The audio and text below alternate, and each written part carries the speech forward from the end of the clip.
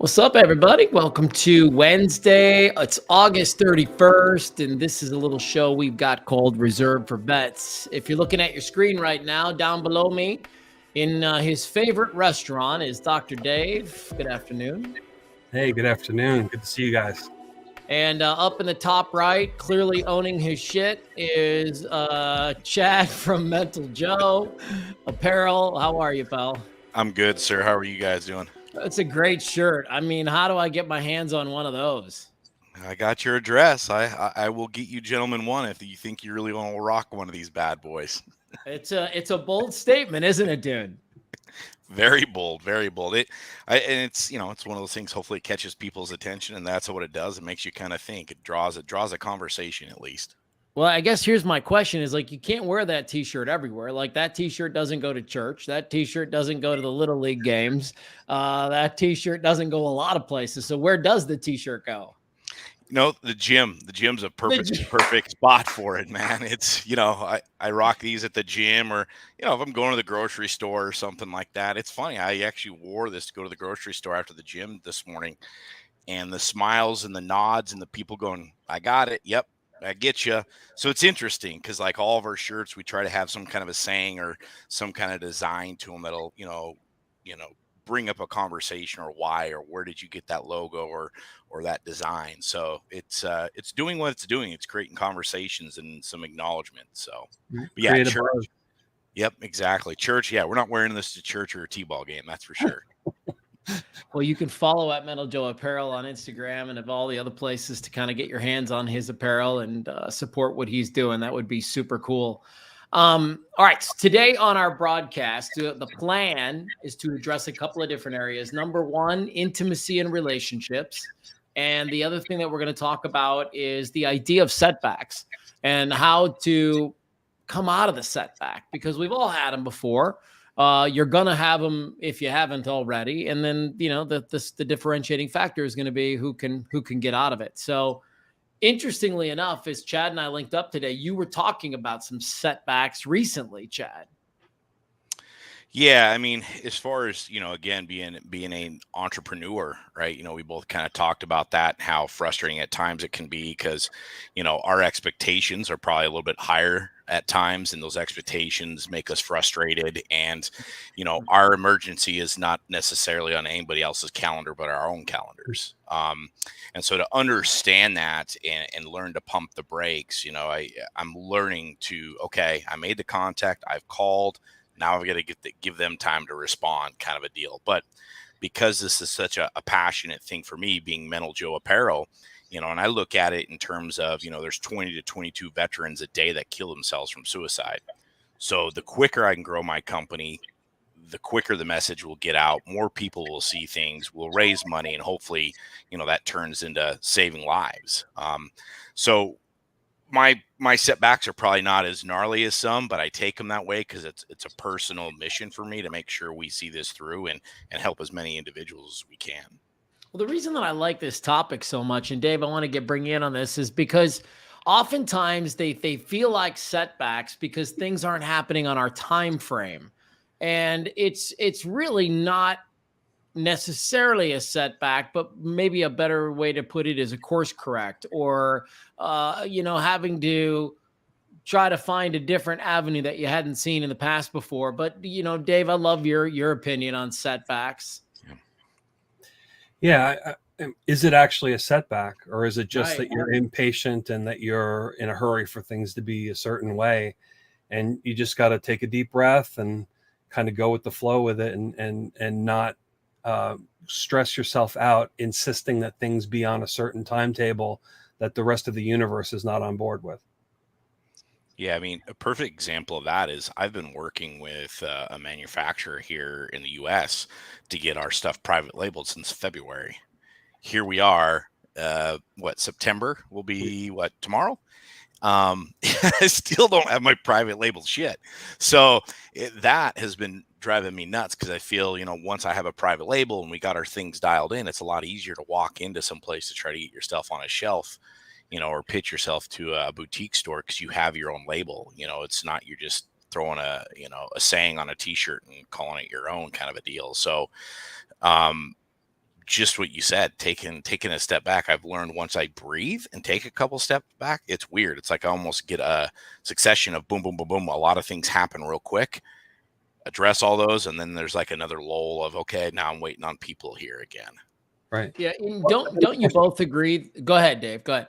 Yeah. And then of course you have your real setbacks too. I mean, so, things hanging up in the normal course of events, I don't consider that like really a big setback as much as like somebody has a health issue, somebody has an accident, your store catches on fire, and so those types of things stop you dead in your tracks, and whatever it is that you're working on has to get put to the side regardless of what stage it's at, and you just have to address the issue that jumped right in front of you at that moment, and then try to regroup and get back on track with whatever else it was that you were doing.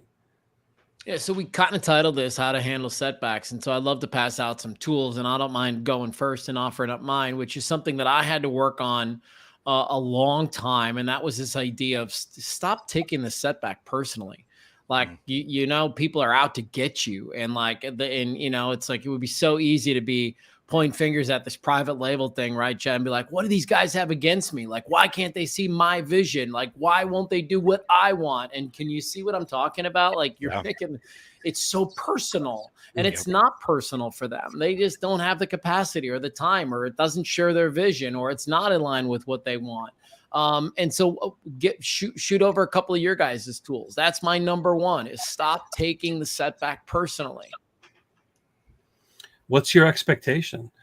So if you're surprised at a setback, I would say that you have to go back and readjust your expectations. Setbacks are the norm. You can try to anticipate the things that are common to have happen to set you back, but there's always the things that you never even saw pop up on the radar that hits you. And if you have an expectation that things should go smoothly, and then they inevitably don't, you're going to be spending too much time in your head trying to go through all those negative thoughts rather than just get into problem solving and say, okay, this happened, wasn't something I was expecting. Now what do we need to do to move forward? Chad, fire it up, man. Yeah, for me, it's not focusing on the problem anymore. It's focusing on a solution. Like it happened, right? It happened, big deal, nothing you can do about it. So what's the end all be solution? Whether it be a wreck that you got in or just something that went sideways. Instead of focusing on that exact problem, why it's pissing you off, take a deep breath and go find the solution for it. I think those are three super solid, ways to deal with setbacks. Like, it's not personal. Adjust your expectations. Focus on the solution. It would seem to me like we should write a book now. I'm in. I don't know. I'll give you a sentence or two. That's about as much writing as I do. So, yeah, because I think the more you kind of lick your wounds and and bemoan the fact that like this thing happened and everything was going fine until this, and the more you stay in your head with that, you're wasting cycles that could be put toward finding the solution. That same energy that you're spending moaning over what happened, you could be putting that same energy into just saying, okay, what do we need to do? And getting into the problem solving. So it's almost like you're putting off solving the problem until you're done kind of pissing and moaning about it. Yeah. Right. Yeah. And I mean, I would almost say it's mindset too, right? You give me 10 years ago, I'm still one of those guys that's kicking the can down the street and bitching and moaning and woes me and everything. Everyone's after me. But with the different mindset that I have now, like I said before, you're either learning or you're earning, so I look at it, instead of always focusing on the problem like I used to, now I focus on that solution instead. So I think mindset's a huge thing too. So those listening that, are in that negative mindset, try to look at something different, look at the solution and build off of that. Well, don't you think it's also important to do this? Stop it and drop it. Like, you just you know, there's certain people, they have things happen to them, and like everywhere they go, they feel like it becomes their story. Everywhere they go, they feel like everybody needs to know what's going on. As soon as you see them at the grocery store, they can't wait to tell one more person about this shitty thing that happened to them. And they just perpetuate the story. They keep the story going in their head. It never, ever leaves. And it's so, the word is toxic. Like you know, I know, and you could justify, you'd be like, well, I'm just talking about it. It's like, no, you're not. You're like obsessed about it. That there's a difference. Right. You're shaking your head, Dave. What do you think? I think when setbacks happen, part of the process is you have to share it with people and kind of work it out. And sometimes in sharing it with people, you get perspectives and solutions that maybe you hadn't thought of. So I see some benefit to that, at least for a period of time.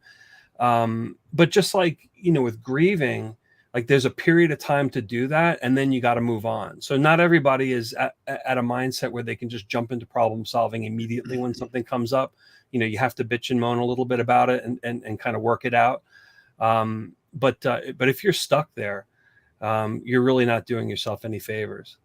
And you have to be mindful too of like how much you're dumping on other people, and whether it's over stressing or straining the relationships that you have. You know, you don't want to undercut your own support by constantly being negative and dumping on people. You know, you're going to find people pulling away from you at that point. You know, but you have to kind of spread it around a bit so that you kind of vent some of that tension that's there, and then get into a problem-solving mindset. Everything is an opportunity. Everything's an opportunity. I just kind of keep going back to that. Chad, you and I were chatting really quick before Dave jumped on today, and then Dave kind of agreed that intimacy might be something we could spend some time talking about today, because it's such a common story, and it's such a common problem. And you know, if there's 4 or 5 things that you can say to anybody who's about to get married, it's like, okay, you're probably going to fight about money. You're probably going to have some disagreements surrounding sex. You're probably going to have some disagreements around who you should spend the holidays with. You know, there's like a few things that are coming for every marriage, no matter what, no matter how great you are, no matter how much in love you are, no matter how all of it is just amazing at the beginning. Things are coming. And well, I'll let you kind of tee it up a little bit, Chad, but you were saying you were hanging out with some dudes and this came up. Yeah, you know, whether it's, you know, close buddies I have, or if it's, you know, someone I've recently connected at, you know, at a mixer or something, and you're shooting the shit, before you know it, you're vomiting and talking to each other, and, you know, you're realizing that, oh, we're kind of on the same bus here. And the kind of repeat theme that I hear from a lot of guys that are kind of in my, I don't know if you want to call it age bracket or years in marriage, and then, you know, how old the kids are and everything, but it's a lack of intimacy. And what I'm hearing from a lot of the males is, you know, I don't feel loved. I don't feel desired. I feel underappreciated. You know, I bust my ass. Like, all I'm asking for is a little sexy time now and then. I'm not asking for the world. Why is this so hard? You know, and then I give my kind of 2 cents, and, you know, Carrie and I are very open about it, and we talk about it. I have some friends that, like, he's like, oh, I can't even talk to my wife about this. She'll lose her mind. So at least Carrie and I will talk about it. And I understand from her perspective of being a mom, right? Of, you know, the mom brain that's 100 miles an hour. And, you know, I've got to get milk for the kids. I got to make sure that, you know, backpacks are packed, you name it, right? Just mom brain. And that love for dad is now the, you know, 10th thing on the list, as opposed to a topper priority. And I think I get that, but it's still a frustrating thing. So I didn't know if either one of you gentlemen had some food for thought on that kind of a topic. Go ahead, Dave. Mine is simple. Lack of intimacy usually equals lack of communication. But you know, jump off, Dave. I'm painting obviously with a broad brush, but I think it's helpful to consider that men and women view intimacy differently. And women generally feel more connected and have more desire when they feel loved and appreciated, or taken care of. And guys get turned on just by the physical, but by the physical aspects of it. And so trying to bridge that gap of, you know, if it's been a while in the relationship and there hasn't been intimacy, and the guy's kind of feeling, hey, we need to connect. If you haven't put the time in to develop the relationship and have the communication, she's not going to be in the mood. And again, that's a broad generalization, but it's kind of a different approach to intimacy. Guys feel connected after they've been physically intimate. Women need to feel connection before they want to be physically intimate. And so you have to figure out a way of bridging those two differences, or else you'll never be on the same page. Yeah. So let me maybe rephrase it. Go ahead. Go ahead. No. Go ahead, Chad. Then I'm going to ask you a question. Yeah, I was gonna say, maybe let me rephrase it. I guess the talk that with these gentlemen, and again, this is a massive group that I've talked to within the last couple of weeks. It's all like, I've talked with my wife, like I feel like I'm beating a dead horse with this conversation. We re-talk it all the time. So I think these are relationships where the communication's there, everything is dialed in, but that intimacy part is just not there. And it's weird. Like I said, there's literally 6 to 7 guys I probably talk to on a weekly basis that are like, yeah, man, this is an issue for me. And they're all kind of my age group, kids group, marriage, time length, everything. So that's, I think, where it's at. We're trying to understand like what that next step is, because they're communicating. It's just not happening on the other side, I guess. So let's relate this to the conversation at hand, which is reserved for vets. And let's assume that, some of these vets are having this issue, right? Where the person at home isn't giving them something that they wish they had, right? And as long as, it's my opinion that as long as women aren't dangling the hoo-ha as like a prize, right? Like, there's some women that do that. There's some women that they hold on to that, and it's like your gift and your prize if you get to sleep with them. And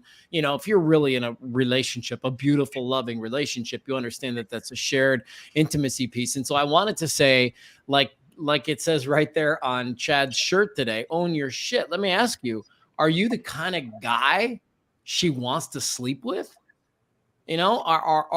Are you living your life in a way where she's like, I want to be with that dude? Or do you gross her out? Is she pissed off by, she be repulsed by you?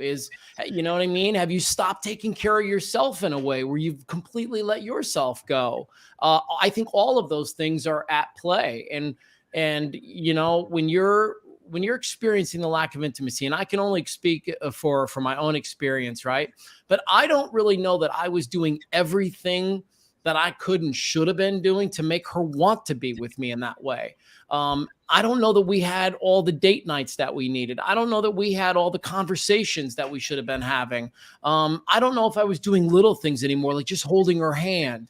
It was all these little things that I think add up to the big thing. And I would ask guys who aren't getting the intimacy they want to seriously own their shit and figure out, are there things that you're not doing that are making it so she doesn't want to be with you? And that's worth discussing. Don't you agree? Yeah. And there's another part of it too, is that, as relationships go on, they become more transactional, right? So you have the kids, you have the job, you have financial concerns, so there's a lot of things that need to happen, and finding the time to just go on a date together. You have to make effort for that. That's not something that comes automatically. There's kind of a drift in relationships where you're going to drift more toward transactional relationships and not having just that fun time, playfulness, tenderness, and not with the desire to get to an end goal, but just because you care about each other and you enjoy each other and you are just working on the relationship part of it. Yeah, because I just don't think it's so much about fixing them as it is about fixing yourself and turning yourself into the kind of person that is desirable, because she fell in love with you. She used to bang your brains out. Like, all these things used to happen. Yeah. They can come back, and you can find yourselves on that page again. Because I believe this, I don't think there's a couple alive that is immune to this. And we certainly had it in our life. And coincidentally, Chad, it was about the same ages as your children now.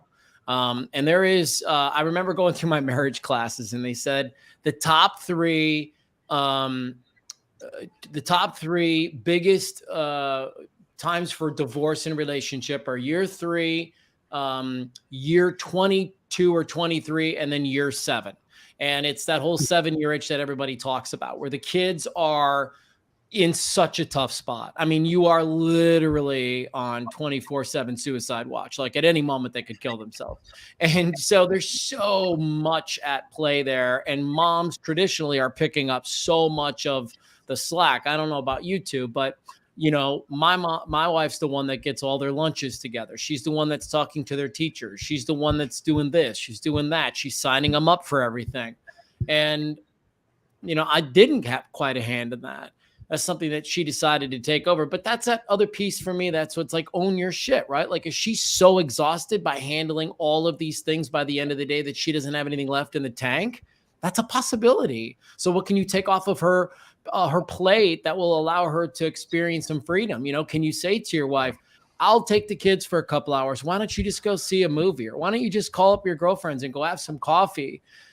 Trust me, that's going to make her horny. Yeah, and it's like I said, it's definitely something that we talk about, and I've expressed it. Like Carrie and I are very open about it. Like she just went on a girls' weekend this past weekend, and I tell that to my buddies, same thing. Like you've got to give her time. Like what can you take off her plate? And it's something I know. Carrie, from a mom standpoint, it's there hard she is for right her. there. I'll let you guys read it as I'm talking. It says, I have so much to say on this topic. Chad literally does more than anyone I know from a partner perspective. It's a lot deeper than that from my perspective. And it's kind of that thing I just said. She's overstimulated. There's 1,000 things to do. It's a me issue to try and create the ability within myself to have more left over in my tank to give back to my husband. Yep. But again, she can't obtain that capacity unless you lift some of it from her. Right. So and I love that comment. Yeah. And that's kind of my point to like, when I talk to my guys, right, is like, hey man, like what can you take off your wife's plate? And I've told my wife 100 times, like I am you come to our house, we have 2 boys, you could eat off our floor. I am a clean freak. Like this house is dialed in. There's no laundry. My wife don't have to worry about shit. Right.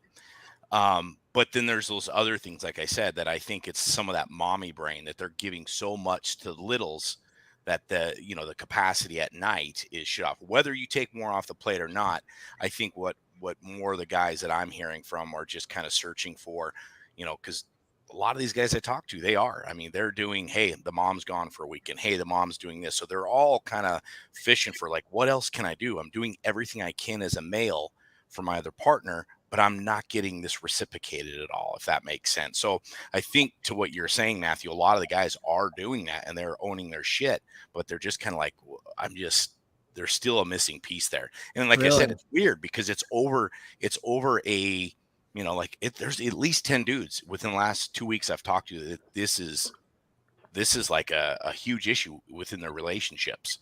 So I just, from your perspective, or like I said, Dr. Day is talking with even combat veterans and veterans that went through this. Like I feel like there's got to be a little bit more to this that we don't understand and why. Yeah. And at some point, maybe you have to have that conversation of, I don't feel like we're on the same page with the level of intimacy. I had to. Yeah. Yeah. Yeah. And like I said, we do. So I'm very glad that we do. I thought it was a very interesting topic because it came up and kind of reared its head within these last 2 weeks. Like, maybe that's something these 2 gentlemen can elaborate on for us. Well, and here's the other thing, right? Like guys can't bring it to the table like, why don't we ever screw anymore? Or, I mean, you literally, like, you have to be so honest with her that she can't help but kind of want to be a part of the solution, right? And so to me, I'm a big language person. And so when you're saying to your wife, we never have sex anymore, I want you to break that down. What are you saying? Like, I get it. Your penis is inside of her. Okay. But you're looking for more than that, right? You're looking for a connection. You want to hold on to her. You want to make her feel good. You want her to make you feel good. Like, there's all these things that are a part of the sexual experience that I think need to be communicated over. We don't bang anymore. Like, why, like, what's wrong? Why aren't we intimate anymore? All these things. Tell her what you miss. Tell her what you're craving. Yeah. Like, don't you agree, Dave? Yeah. Well, and there are other outlets too. I mean, people can get involved with pornography. They can have relationships on the side. And I'm coming at this from the point of view of, I'm assuming that the people that are concerned about this want to keep their stuff within the relationship and want to, take that sexual energy and put it into building the relationship, but they're getting shut off. Right. And so I think that that's part of the conversation with your partner is, I have these urges. I want to share them with you. I don't want to look elsewhere for this. No, I think that's a key point, and I'm going to use that as a beautiful takeaway. Both points that you gentlemen have to share that information with these guys if they're not listening to the podcast. But I just thought it was a really interesting topic, giving like all of our situations. Like, it's like we're all on the same bus going, well, what the hell, man? We're out of water and we're thirsty. Can we get some water over here? So I thought it was really cool. And with you guys, having older children and stuff, it made sense to bring it up to see what your thoughts were, or how you guys handled that stuff throughout your relationship. Yeah, I mean, for me, it was literally what I said. I mean, it was lack of communication, and I needed to be honest with her. It wasn't, like I said, it wasn't just about having sex. It was about what was happening in those moments, and it would be great to have a few women on talking about this too. I feel like we're getting kind of a one-sided approach, and so I apologize to people for that, but. It's interesting because as you guys are talking about this, I was almost thinking about our setbacks conversation. And I thought this sort of applies to this intimacy conversation, right? It's like, okay, well, don't take it personal, right? Like, she may not hate you. She just might not feel very sexy right now. She just might not have the energy or the capacity to do this right now. Okay, you have small children. So what are your expectations, right? Do you expect to have sex at a level that you did when there were no children? Then you're crazy. That's just not going to be the case right now. And it's that other thing, focus on a solution. Okay, what can you do to sort of own this a little bit and find a way to make it go? Isn't it funny how universally those things come into play? Yep. All right. Well, that's a good conversation on sex. I like it. I'm happy to have that talk. Well, because it's so important. Like, it's because super important. This is like, marriages get ruined by this shit, right? And they sit there and they think that somebody doesn't care about me anymore when it has nothing to do with that. And I would venture to say that just like for most men, for most women, it's probably has more to do with something happening inside of them than anything we're doing or putting on them. I don't know. Does that sit with you guys? Oh, it sits with me 100%. Like I said, Carrie and I talk about it, and that's where I say I try to give her grace, right? Because she's communicated to me, where she's at. I'm all over the place. By the time it's 9 o'clock, the boys are finally down. I need 20 minutes to unwind, and here you are in the corner doing helicopter. So I get it, but it's. It doesn't help. It doesn't help with the psyche, as a male when you're not getting that. But, for us guys that are out there, hopefully this shared some light for some people and, gave them a different tone and possibility to look at things from a different perspective. Yeah. Good. Well, maybe we saved some marriages today. I don't know. There you go. I like it. Well, that's kind of what we had planned today, boys. And we're coming in here at about 30 minutes. Anybody have anything they want to add to the cast? I don't. It's been kind of a crazy week for me, so I'm kind of all over the place. What do you mean? Oh, just with the apparel stuff. Okay. Just getting the apparel stuff dialed in and making sure shipments are going and connected with other manufacturers and vendors. Again, that timetable, the expectations, waiting on other people. So. All right, Dave, I know you're working on all your psychiatric goodness. Continued luck with all of that. When do you think you'll be finished with all your exams? Oh goodness, I have a hard deadline of December 15th, but it's just something I'm going to be working into my weekly routine. So it's I'll be able to balance it out shortly. Okay. Well, the only thing that I was going to conclude on was Dave and I were given a really cool opportunity about a week and a half ago. We went down and we visited with a woman who runs this place called Eric's House.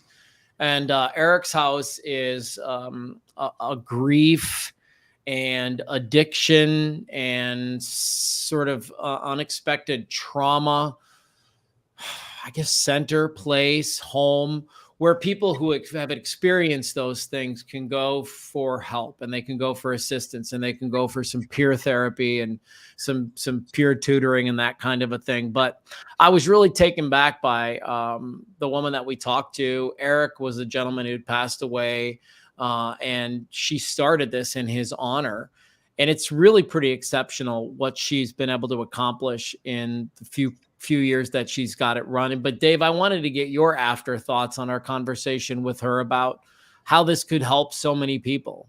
Yeah, that was such a terrific visit. And this has been one of the best things that's happened since I, retired from my day job, is being able to talk with people and see people that are further along in their processing of trauma, right? Because I usually get people that are, fairly new after trauma, and we're trying to figure out how to pick up the pieces and get on a good track, or, people have been dealing with things for a while. But, the folks that come to me typically are, very much in the middle of trying to figure it out. And it's neat for me to be able to talk to people that have gotten to a point where they're doing something positive with the traumatic things that they've experienced. And I've touched on this before, but narrative memory is the highest form of processing trauma, right? So when you take that trauma and incorporate it into your personal story, this is who I am, this is the thing that happened to me, and this has had an impact on me because, right? And you can explain it. That's kind of the highest way of processing trauma. And what they were able to do at Eric's House is take a loss by suicide and find a way to turn that into a whole program for being able to help other people that are dealing with their own losses. So kind of tapping into their own grief and how they processed it, and being able to help other people find that positive outcome on the other side of it. So it's wonderful to see, and man, it's touching. Absolutely. So we bring that up to say that if you or somebody is struggling with addiction, or you or somebody is just experienced suicide or some other sudden loss, that there is a resource center out there that's set up with people that are just like us to help you out a little bit. And I put the link right there on our home screen. I would encourage anybody to look at it. They've got a fundraiser coming up early October that we may get a little bit loud about, because they've asked Dave and I to make a little video for them to show that night of their big fundraiser. So we may start doing a little stuff and rope you in on this. Sounds good. Love it.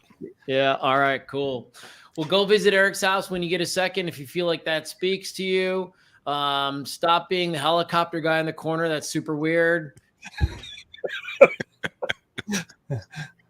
Visual, you got to paint that picture. I love it, man. I'm just imagining you. Never mind. All right, guys, we'll get out of here for the rest of the day. Thank you for listening to our podcast, and we'll see you next Wednesday for Reserve for Vets. Take care. Take care now. Bye.